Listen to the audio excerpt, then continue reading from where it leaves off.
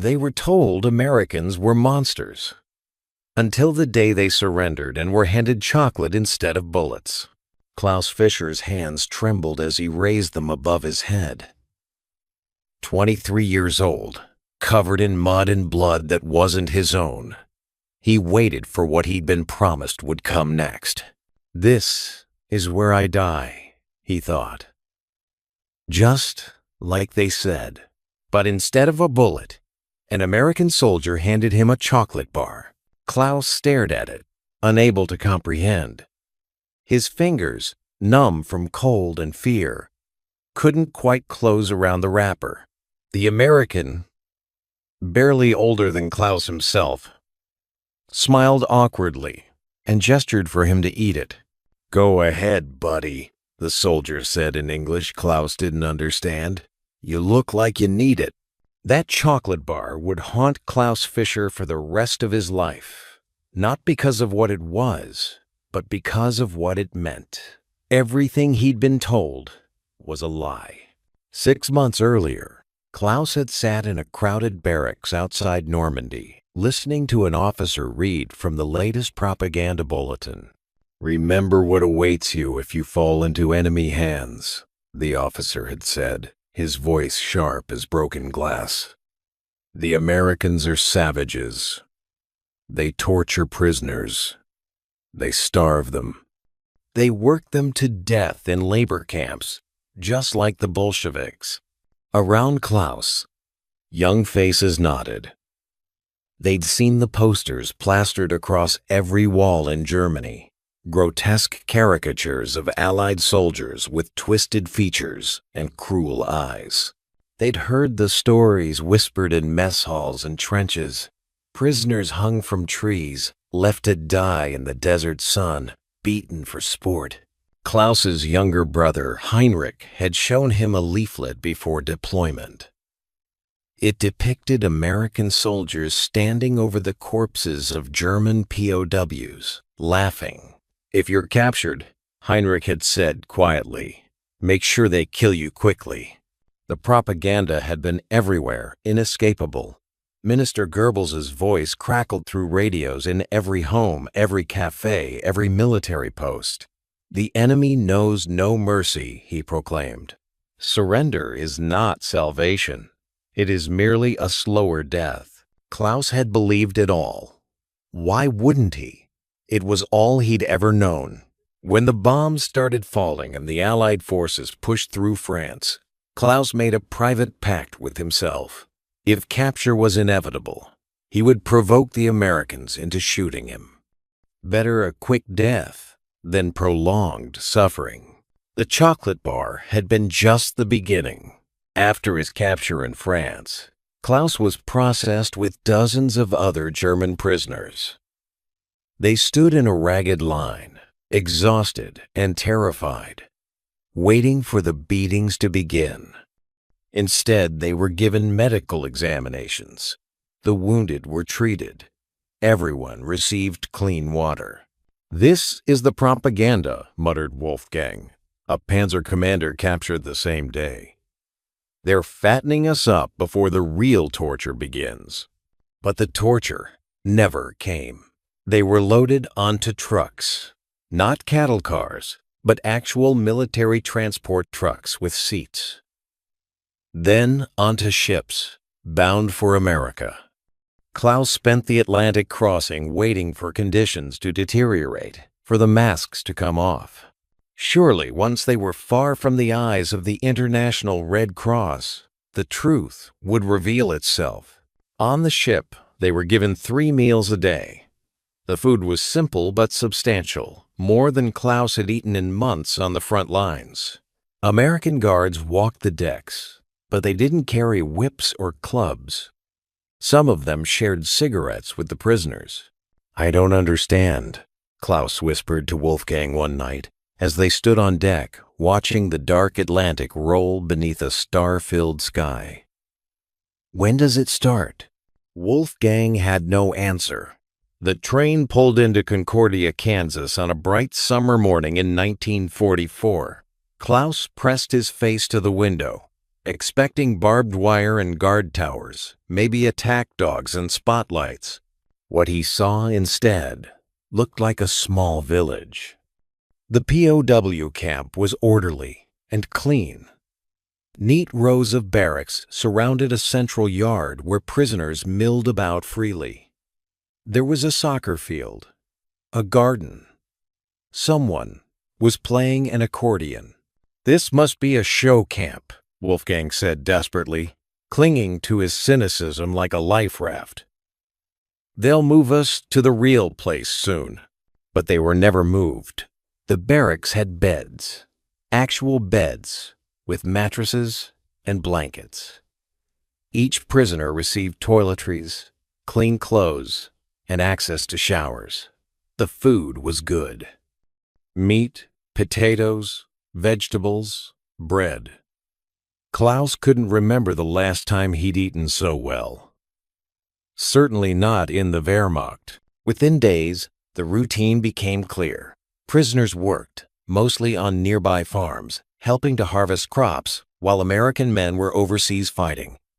But the work was reasonable, the hours fair, and they were paid in camp scrip that could be used to buy cigarettes, candy, and other items from the canteen. In the evenings, prisoners could attend English classes, form music groups, or play sports. The American guards were friendly, even jovial. They told jokes Klaus didn't understand but laughed at anyway. They showed pictures of their families. One guard, a farm boy from Iowa named Charlie, would sit with Klaus during breaks and try to teach him English. "You're not what I expected," Klaus said haltingly one day, struggling with the unfamiliar words. Charlie smiled. "Yeah? What did you expect?" Klaus didn't know how to explain the monsters from the posters, the sadists from the speeches, so he just said, "Different." 3 months into his captivity, Klaus was allowed to write home. He sat in the barracks common room for an hour, pen hovering over paper, trying to figure out what to say. "Dear Mother, I am alive and well. You won't believe this, but I am treated better here than I was in our own army. The food is good. The beds are comfortable. The Americans are kind, truly kind, not just pretending. They treat us like human beings. I think about Heinrich often. If he is captured, tell him not to be afraid. Tell him surrender is not the end. It might be the beginning of understanding something we were never taught. Your son, Klaus." He almost tore it up, afraid the censors would think he was being sarcastic or writing in code. But he sent it anyway, because it was the truth. Months later, he received a response. His mother didn't believe him. She thought he'd been coerced into writing propaganda. The irony wasn't lost on Klaus. He'd been told American captivity was propaganda, and now his honest account of it was dismissed as propaganda too. What was truth anymore? What had ever been true? As seasons changed and 1944 turned to 1945, something shifted inside Klaus Fischer. It wasn't one moment, but 1,000 small ones that accumulated like snow. There was the day a guard brought his son to the camp and let the boy kick a soccer ball with the prisoners. There was the Thanksgiving dinner, where prisoners and guards ate together. There was the Christmas when they were allowed to hold a church service and sing German hymns, and some of the American guards stood respectfully outside, listening. There was the afternoon. Klaus worked on a farm, and the elderly couple who owned it invited him inside for lemonade and homemade pie. They didn't speak German, and his English was still poor, but the woman showed him photographs of her own son, fighting somewhere in the Pacific, and Klaus understood. She saw her son in him. Despite everything, despite the uniform he'd worn, and the flag he'd fought under. She saw a young man, far from home.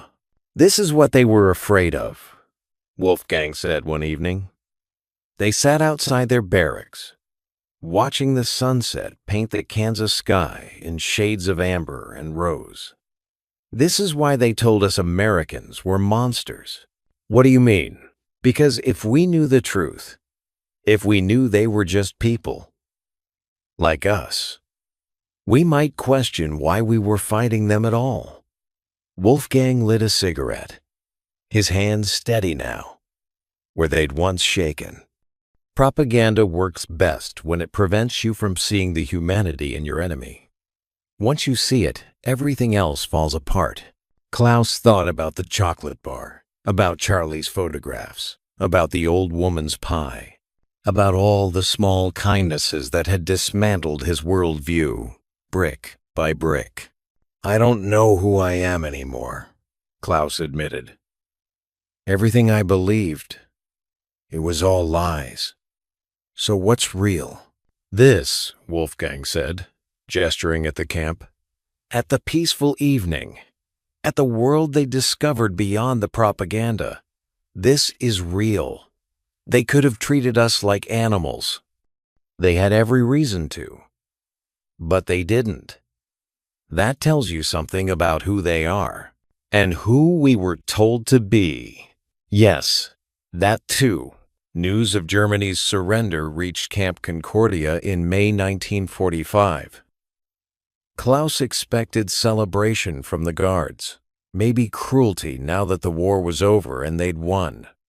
Instead, the Americans were somber and respectful. "Your war is over," Charlie said to Klaus that evening. "You can go home eventually." Home. Klaus hadn't thought about Heidelberg in months. What would it look like now? What would be left? Would Heinrich have survived? Would his mother still be alive? And stranger still, did he even want to go back? "What will you do?" Charlie asked. "After, I mean. When you go home." Klaus struggled to articulate the confusion inside him. "I don't know. Everything is different now. I am different. War changes people. It's not the war that changed me," Klaus said carefully. "It's what came after. It's this." He gestured at the camp, at the life he'd lived as a prisoner. "You showed me something I didn't know existed. I thought the whole world was like Germany, full of lies and hate and fear. But it's not. Some places have kindness.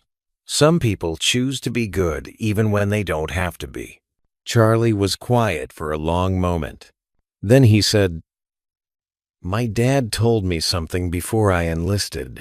He said the worst thing about war is that it makes you forget people on the other side are human. But you are, Klaus. You always were. We just had to remember that." Klaus Fischer never returned to Germany. After his repatriation in 1946, he spent 6 months in his devastated homeland, reconnecting with his mother. His brother Heinrich hadn't survived the war. Klaus tried to rebuild a life among the ruins, but something had broken that couldn't be repaired. The Germany he'd known was gone, replaced by a nation confronting the horror of what it had become. In 1947, Klaus applied for immigration to the United States. It took 2 years, but in 1949, he stepped off a ship in New York Harbor, looked up at the Statue of Liberty, and felt something he'd never experienced in his youth: hope. He settled in Kansas, not in Concordia, but close enough. He became a farmer, married an American woman named Dorothy, and raised 3 children who never learned to speak German because Klaus refused to teach them. "That language," he would say, "belongs to a person I used to be." But he never forgot. In 1983, 40 years after his capture, Klaus attended a POW reunion in Concordia. Other former prisoners came from across America and Germany, gathering to remember their time in captivity. Some of the old guards attended too, elderly men now, with grandchildren of their own. Klaus found Charlie in the crowd. They were both in their 60s, gray and weathered by time. They shook hands, then embraced. "I never thanked you," Klaus said, "for everything, for treating me like a human being when you didn't have to." Charlie's eyes were wet. "You don't have to thank me for that, Klaus. That's just how it should be, always." "But it wasn't," Klaus said. "Not where I came from. Not then. You showed me a different way. You saved my life, not by capturing me, but by showing me that kindness is possible even between enemies." That evening, Klaus stood before the assembled veterans, German and American, former prisoners and former guards, and told his story about the chocolate bar, about the lies he'd believed, about the truth he discovered. "They told us you were monsters," he said, his voice breaking. "They told us surrender meant death, but you gave me life instead. You gave me hope. You gave me a future I never would have had." He paused, looking around the room, at faces marked by time and memory. "I lost a war," he said finally, "but I found my humanity again. And for that, I will be grateful every day until I die." Klaus Fischer died in 2001 at the age of 80. His obituary mentioned his service in World War II, his capture, and his subsequent life as an American citizen. It mentioned his work in the community, his 3 children, his 7 grandchildren. But it didn't mention what mattered most to him. That in the darkest chapter of human history, in the midst of a war that killed millions, a few young American soldiers in Kansas chose kindness over cruelty. They chose to see the humanity in their enemies. They chose to prove that even in war, compassion is possible. That chocolate bar had been more than food. It had been a promise. You are not what they told you. We are not what they told you. The world is bigger than the lies. And Klaus had spent the rest of his life trying to honor that promise, trying to be worthy of the mercy he'd been shown, trying to pass on the lesson he'd learned. That propaganda thrives in darkness, but truth only needs a single light. That enemies are only enemies until you see their faces, hear their stories, learn their names. That kindness, even in small gestures, can shatter entire worldviews. That the most radical act in wartime is choosing to remain human, and that sometimes the people who defeat you are the ones who save you.